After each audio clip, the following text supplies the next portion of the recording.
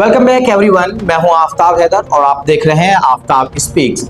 आज आफ्ताब स्पीक्स में मैं आपके लिए रोमन साम्राज्य का विषय लेकर आया हूं। जी हां, इस विषय में हम देखेंगे रोमन साम्राज्य के उत्थान से पतन तक की कहानी। इस पूरे विषय को एक वीडियो में समाहित कर पाना तो अत्यंत मुश्किल है, पर मैं कोशिश करूंगा कि 2 या 3 वीडियो के साथ ही साथ हम इस पे एक पूरी सीरीज बना दें।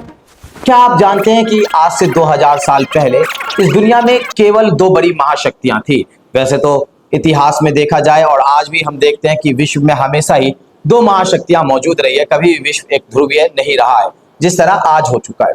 हम देखते हैं कि आज से 2000 साल पहले दुनिया के लगभग पूरी दुनिया को 2 महाशक्तियों ने आपस में बांट कर दिया। इसमें से एक महाशक्ति का नाम था Roman umpire, the mighty Roman, और दूसरे थे ससानी अंपायर या पार्थियन अंपायर, जिसे हम ईरानियन अंपायर के नाम से भी जानते हैं।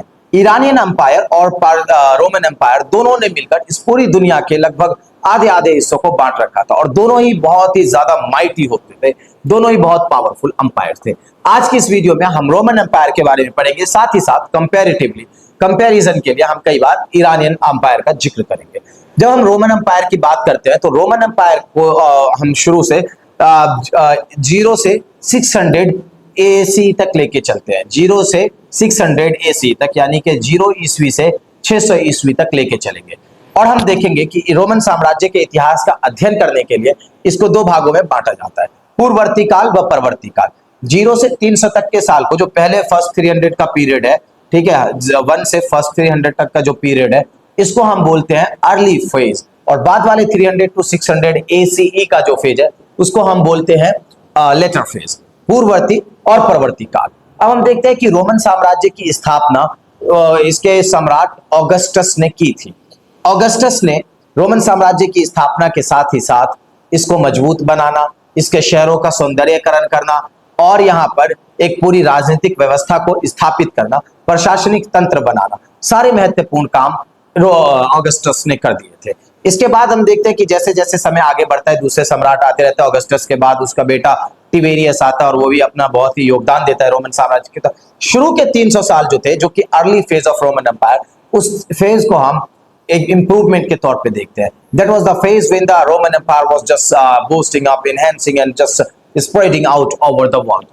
इसके बाद के जो 300 साल थे उसको हम लेटर फेज कहते हैं और लेटर फेज में रोमन एम्पायर का डिक्लाइन शुरू हो गया था। डिक्लाइन के पीछे कई कारण हो सकते हैं, जैसे कि आपस में उनके रोमन साम्राज्य के जो लोग थे उनका लड़ना, वहां पर सत्ता का संघर्ष शुरू हो जाना, एक फैमिली वॉर शुरू हो जाना, सिविल वॉर एक तरह से कह सकते हैं कि कौन सक्सेसर होगा, किंग के बाद कौन। इस तरह से वहां पर स्टेबिलिटी नहीं थी और धीरे धीरे इतना ताकतवर साम्राज्य जो है खत्म होता चला गया। वापस चलते हैं इसके अर्ली फेज की ओर और मैं आपको बताता हूं कि रोमन साम्राज्य की जब स्थापना हुई, इसका पूरा का पूरा क्षेत्रफल 3 महाद्वीपों में फैला हुआ था। जी हाँ, कितने अचंभे की बात है। इतिहास के सबसे महत्वपूर्ण और ताकतवर साम्राज्यों में से एक साम्राज्य रोमन साम्राज्य था।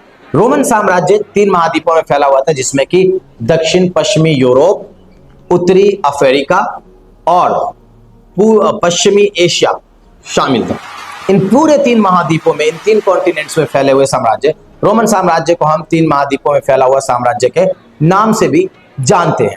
रोमन साम्राज्य में आर्थिक मदद क्या थी, इसमें कहां से इसके इनकम का सोर्स क्या था, स्ट्रॉन्ग क्यों थी, इनका प्रशासनिक तंत्र क्या था, सब मैं आपको बताता रहूंगा। आप इस वीडियो को अंत तक देखिए। रोमन साम्राज्य में 3 महत्वपूर्ण राजनीतिक खिलाड़ी थे, या हम बात करें 3 जो है इसके ब्यूरोक्रेटिक अपरेटस थे। इसमें 3 इसके ब्यूरोक्रेटिक अपरेटस थे। पहला, सेना। रोमन साम्राज्य बहुत बड़ा था, इसकी सीमाएं बहुत दूर तक फैली हुई थी। इस पूरे इलाके पर नियंत्रण रखने के लिए और साम्राज्य को सुचारू रूप से चलाने के लिए एक बहुत ही शक्तिशाली सेना की जरूरत थी। इस शक्तिशाली सेना को रोमन साम्राज्य के सम्राटों ने स्थापित किया था, बनाया था, और यह सेना उसकी पहली राजनीतिक खिलाड़ी या एक बहुत ही महत्वपूर्ण, एक बहुत ही इंपॉर्टेंट पॉलिटिकल और ब्यूरोक्रेटिक ऑर्गेनाइजेशन थी। इसके बाद सेना के बाद सीनेट आता। सीनेट वहां पर इस तरह एक प्रकार का समूह था जिसमें नोबेल लोग होते थे और ये अभिजात वर्ग के लोग, जो बड़े लोग होते थे, जिसको आप मंत्रिमंडल या फिर आज के दौर में काउंसलर समझ सकते हैं, इस तरह के लोग थे जो आपस में ग्रुप था और उनकी सलाह से ही सम्राट कोई कार्य किया करता था। फिर भी सम्राट के पास अपनी शक्ति थी, वो सीनेट में परिवर्तन ला सकता था, परंतु सीनेट का प्रभाव रोमन साम्राज्य में राजनीतिक रूप से तो बहुत ज्यादा था। इसके बाद हम तीसरे और सबसे बड़े पॉलिटिकल अपरेटस की बात करें, ब्यूरोक्रेटिक अपरेटस की बात करें, तो वो सम्राट। रोमन साम्राज्य के राजनीतिक खिलाड़ियों में सबसे महत्वपूर्ण सम्राट थे। वहां पर जितनी भी शक्तियां थी वो अंततः सम्राट में निहित थी और सम्राट के फैसले ही आखिरी फैसले होते थे। हालांकि सम्राट जो है अपने सारे काम, ज्यादातर काम या ज्यादातर फैसले सीनेट की सलाह से या उसके परामर्श से ही करता था, लेकिन इन सब के बावजूद सम्राट की शक्ति एक बहुत ही अलग लेवल की शक्ति थी। वो बहुत पावरफुल था और किसी भी फैसले को लेने के लिए स्वतंत्र था। अब हम बात करते हैं सेना।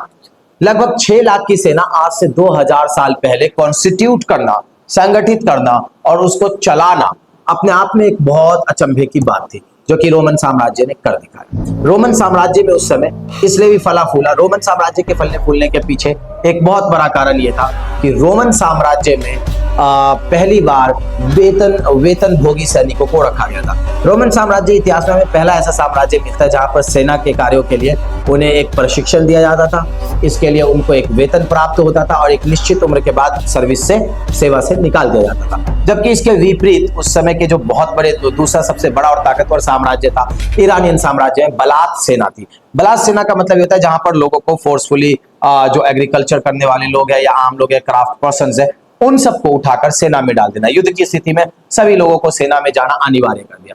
इससे यह था कि वो लोग प्रशिक्षित नहीं थे, उनको लड़ना नहीं आता था, उनकी ट्रेनिंग वैसी नहीं थी। इसके मुकाबले रोमन साम्राज्य ने जो प्रशिक्षित, जो वेल ट्रेन्ड आर्मी मेंटेन की, उसने उसके एनहेंस में, उसके विकास में बहुत ज्यादा योगदान दिया। फिलहाल रोमन साम्राज्य की इस वीडियो में इतना ही। अगली वीडियो में मैं आपको सारी चीजें डिटेल्स में एक्सप्लेन करूंगा। Thank you.